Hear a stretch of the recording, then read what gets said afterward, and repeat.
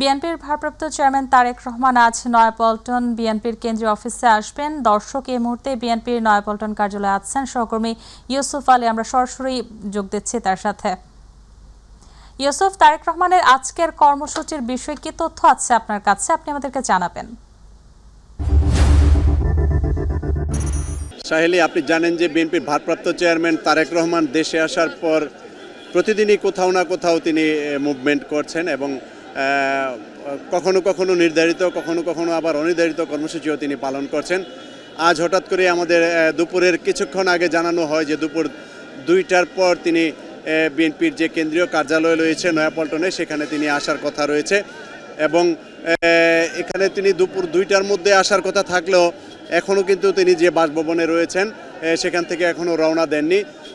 তার আসার আগমনে কিন্তু দলীয় নেতাকর্মীরা উচ্ছ্বসিত হয়ে নয়াপল্টনের যে কেন্দ্রীয় কার্যালয় রয়েছে সেই কেন্দ্রীয় কার্যালয়ের সামনে অসংখ্য নেতাকর্মী জড়ো হয়েছে এবং তারেক রহমানকে স্বাগত জানিয়ে বিভিন্ন রকমের স্লোগান দিচ্ছে। আপনি দেখতে পাচ্ছেন যে বিএনপির যে কেন্দ্রীয় কার্যালয়টি রয়েছে সেই কার্যালয়ের সামনে অসংখ্য নেতাকর্মী ভিড় করেছেন তাদের প্রিয় নেতাকে এক নজর দেখার জন্য। তিনি বিএনপির ভারপ্রাপ্ত চেয়ারম্যান তারেক রহমান 2006 সালে এখানে সবশেষ এসেছিলেন। দীর্ঘ 18 বছর পর তিনি আবার এই কেন্দ্রীয় কার্যালয়ে আসবেন।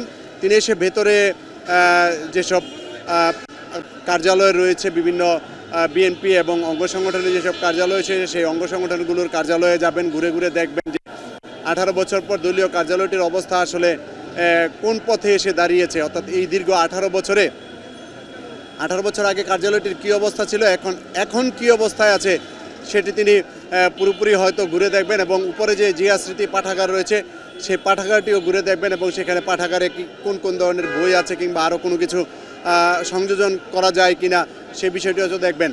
আমরা যতদূর জানতে পেরেছি এখানে এসে হয়তো তিনি দেশবাসীর উদ্দেশ্যে এবং দলীয় নেতাকর্মীদের উদ্দেশ্যে তিনি হয়তো কথা বলবেন এবং দিক নির্দেশনা দিবেন।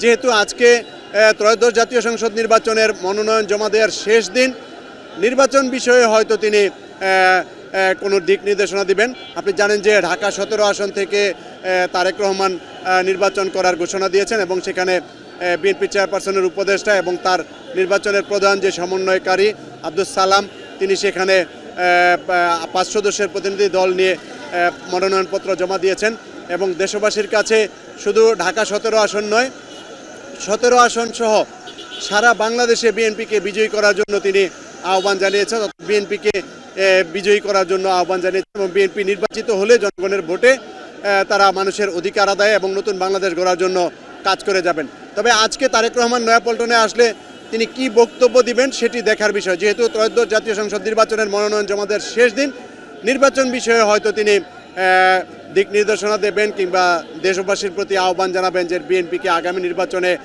নির্বাচিত করার জন্য এবং নির্বাচিত হলে তিনি কি করবেন সেই বিষয়ে হয়তো দিক নির্দেশনা দিবেন। সাহেলি, এই ছিল নয়াপল্টনের বিএনপির কেন্দ্রীয় কার্যালয় থেকে সবশেষ পরিস্থিতি। তবে তারেক রহমান যখন আসবেন তখনই আবার আপনার মাধ্যমে আমরা দর্শকদের জানিয়ে দেওয়ার চেষ্টা করব। সাহেলি।